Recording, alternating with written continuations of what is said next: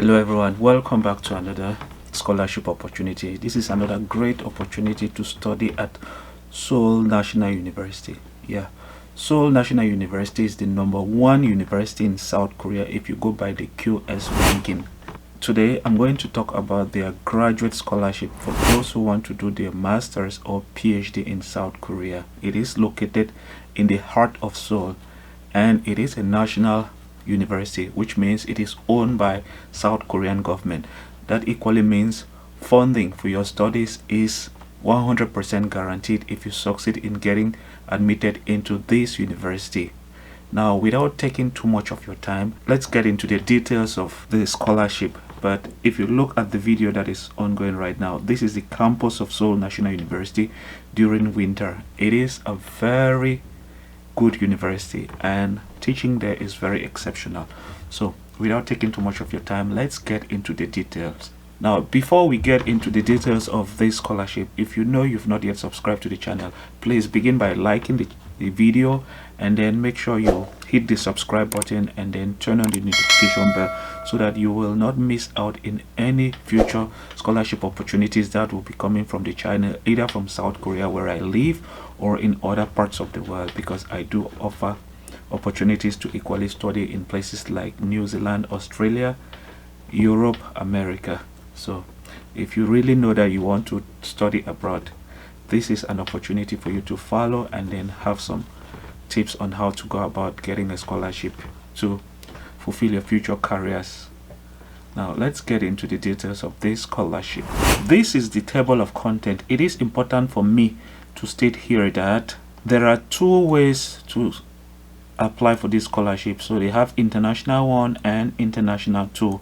I would explain this, but I have actually explained about what international 1 and international 2 means in my previous video. You might want to click on the link up there that will show and then watch those videos. At the end of the video as well, I'll equally put other videos on Seoul National University that I had made last year. Now this is the timeline. Online application will begin from, so it says online application will begin from the 2nd of March, and that will be on the Thursday, and then will run until the following week, Wednesday, the 8th of March. Like I said, Seoul National University is the #1 university in South Korea, and it is a government university. It has a lot of funding, which means entry into this university is very competitive. That is why they always have a very short window for application. If it's not 1 week, it will be 2 weeks. And it is important to note that this is February 1st. You have at least a month to start getting your documents ready to apply to this university. And added to the fact that it is a very competitive university, that is why they have an application fee. It's not free, so you would have to pay 90,000 won, that is about $90, as the application fee. And like I said, they have two types of admission. There is admission 1 or admission 2, and it says online submission of documents, scanning and uploading. And they say submission of recommendation letter. You will need recommendation letters. It is from the 2nd of March, that's Thursday, beginning from 10 a.m. Korean time to Friday the 10th of March, that's the following week. You have to make sure you respect the submission deadline, and it's going to be 5 p.m. Korean time. They say an email request for a recommendation letter will be sent to the recommender once the application fee is paid. You would have to provide the email of the person who is going to recommend you, and then they will send the person a link, and the person would be able to access that link and then fill out the recommendation document. You would equally have to submit portfolios for some departments. So if you are applying for any of these departments, know that you will need to submit a portfolio. Portfolio is, for example, if you are a musician, you would have to provide some videos about songs that you've sung. If you are into fine arts education, you have to provide some fine arts materials, either in the form of pictures or videos. It is important for you to take note of these 6 departments that will require you to provide a portfolio. Now let's go to number 2, eligibility and requirements. Like I said, they have 2 types of admission. The first one is international admission 1. It says neither the applicants nor his parents are Korean citizens, which means if your dad or your mom is not of Korean origin, you are eligible to apply from any part of the world. And then they say you should meet the following requirement by August the 31st, which means if you are still a student, let's say you are a bachelor's degree student and you want to apply to this university to do your master's degree, you should make sure that you will graduate before the 31st of August, because you would have to submit your graduation certificate and transcript. They equally have levels of education. If you want to apply for master's or combined master's and doctorate, you have to provide a bachelor's degree or higher degree. If you are applying for a doctorate degree program, you have to submit a master's degree or higher. If you want to apply, like I said, you're not supposed to be a Korean national, and if you are a Korean national and you want to apply, you must renounce your Korean citizenship. You must stop to become a Korean citizen by the 8th of March if you want to apply for this scholarship opportunity. And then you equally have a list of required documents that you would have to submit. You should read that carefully. Like I said, like I always say in most of my videos, the reason why most people fail is because they did not take the time to read the requirements. You would have to fill out the application form, statement of purpose and study plan. They have conditions here that you have to fulfill. You would equally have to provide 2 letters of recommendation, one from a different professor. So 2 different professors are supposed to provide you with a letter of recommendation. And then now, proof of language proficiency. If you do not have an English proficiency, but you did your master's or bachelor's degree in a university in English or in Korean, you can provide proof that you did your bachelor's degree. Or let's say if you want to apply for a master's degree, you must provide proof that you did your bachelor's degree entirely in English. If you are applying for a PhD, you must provide proof that you did your bachelor's and master's degree entirely in English. But if you did not do your bachelor or master's degree in English, then you would have to provide some of the other English requirements that they've indicated here. So you have to provide TOEFL, IELTS, and you must respect the deadline. Now, like I said before, if you know that you would graduate maybe by the 31st of August 2023 this year, you would have to provide a document that shows certificate of expected graduation that proves that you would graduate very soon. And then you equally have to do a consular authentication of your document, or you would have to apostille it. You have to apostille your document. So it is very important that you know the application process. You would have to either do a consular authentication or you do an apostille. I have a lot of videos about consular and apostille. You might want to check on my YouTube channel for documents to apply to Global Korea Scholarship GKS, and then you would have information about that one. I did a lot of interviews with other people on that as well. You might want to check my YouTube channel for videos on that. You'd have to provide your transcript, like I said, certificate of expected graduation or your graduation certificate, depending on if you're applying for a master's or PhD. This is the second one, international admission tool. International admission tool has this condition: the entire curriculum has been completed abroad. This is for people who studied in another country. They did not study in Korea and they did not study in their home country. They studied, maybe, let's say you are from Canada, you did your bachelor's in the United States, then you can apply as international tool.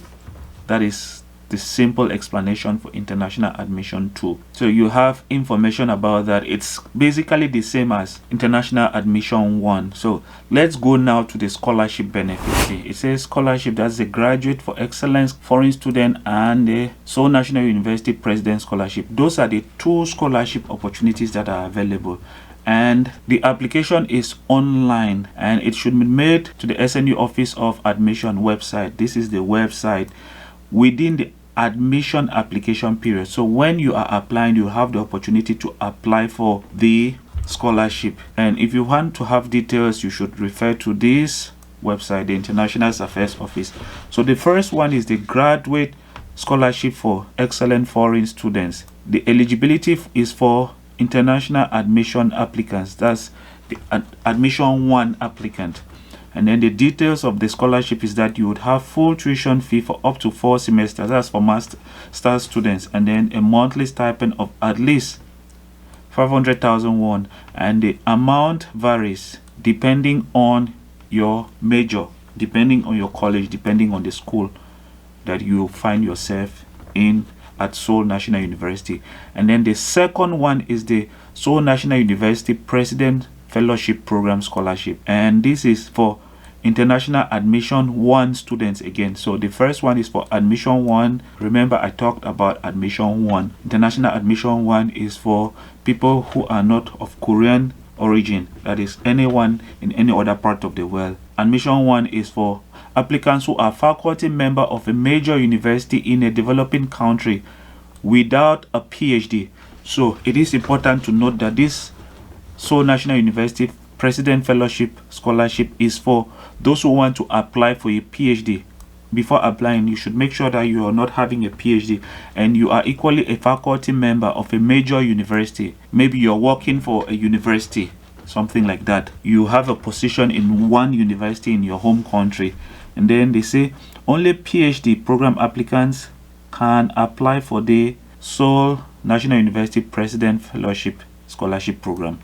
So the details of the scholarship involves full tuition fee for up to 6 semesters, and then there is a monthly stipend of 1,500,000 Korean won to 2 million Korean won for a period of 3 to 4 years. Then they'll provide you a round trip airfare. They'll pay your flight ticket from your home country to South Korea, and from South Korea and back to your home country. You would have the opportunity to study Korean language, and then they would equally pay your health insurance, but they will not pay. The thing is that you would pay your health insurance and then they would reimburse the health insurance. It is important to note that there are other scholarships that have not been mentioned here. Let's go to this page. Here you have scholarship for graduate students. You have the Seoul National University President Scholarship that I just talked about, and you have all of the information that we've just read. Then you equally have contact information as well. You have the Graduate Scholarship for Excellent Foreign Student. Note here that in this first one, the Seoul National University Fellowship Program, they said approximately 8 recipients. Note here that they said approximately 8 recipients each semester. There's a possibility of increasing it, but note that the standard is usually 8 recipients for every semester when there is admission, and it is during the period of admission for international students during every semester. So when applying online, you will have the opportunity to apply for this scholarship. And then this one, the Graduate Fellowship for Excellent Foreign Student, this is for master's student, and they usually offer it to about 20 students. And then this is another type of scholarship that they have Silk Road, and this is the conditions for 4 semesters. This is for master, and then you receive about 600,000 Korean won per month for 4 semesters. That's 2 years. And then they'll provide an airfare of a maximum of 1 million won, and then you would equally learn Korean language. Then there is an overseas Korean scholarship. This is for people who are Koreans. They were Koreans, but they've renounced their Korean citizenship. And then there is equally GKS down here.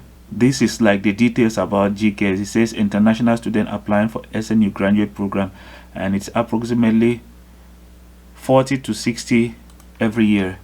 That's the number of students. And then they have information here like your tuition fee exemption for 4 semesters for master's program and 6 semesters for PhD. Living expenses will be about 1 million won. They'll pay your flight round trip. You will learn Korean language, and then you have other information. And the application period is February. We're already in February. So when you'll be applying for GKS, you're equally actually applying using the same system. So some people who might not receive GKS might actually receive the other types of scholarships that I've mentioned here in this video. So that's it about the scholarship opportunity for you to come and study at Seoul National University, the #1 university in South Korea that is owned by South Korean government. Like I said, it is a very good university. If you know that you've not yet subscribed to the channel, please do, and I'll see you in the next one. Bye.